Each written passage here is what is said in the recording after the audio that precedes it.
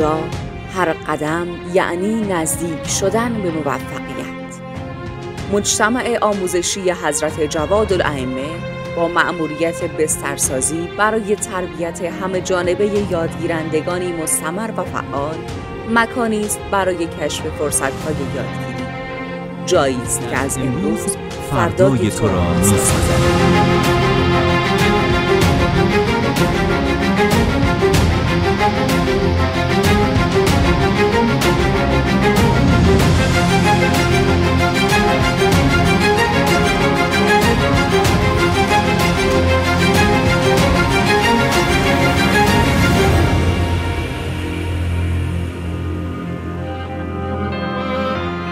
اینجا تکنولوژی دست به دست آموزش می‌دهد تا دانش آموزان تجربه‌ای منحصر به فرد از یادگیری را تجربه کنند.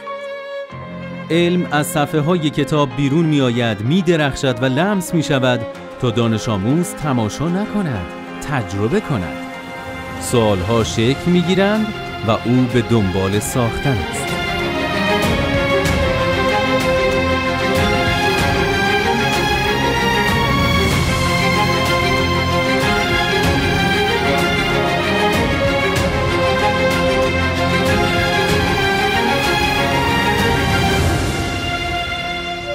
همه چیز در اختیار ماست برای خلق فرصت‌های یادگیری. ما باور داریم که رشد فقط در کلاس‌ها اتفاق نمی‌افتد. رشد از دل حرکت، تلاش و همدلی شکل می‌گیرد. از قلب خلاقیت و آفرینش زیبایی.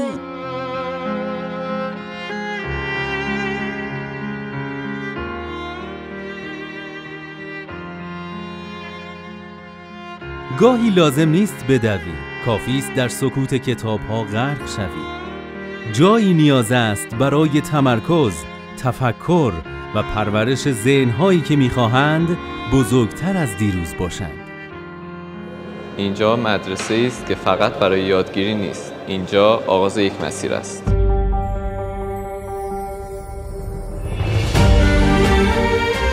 طی کردن این مسیر به تنهایی رخ نمی‌دهد. اینجا مجموعه‌ای از بهترین دبیران، مشاوران، معاونان و اساتید در کنار انجمن اولیا و مربیان قدم به قدم از لحظه‌ای که تصمیم به حضور در مدرسه ما می‌گیرید تا زمانی که در رشته مورد علاقه خود قبول شوید همراه شما هستند.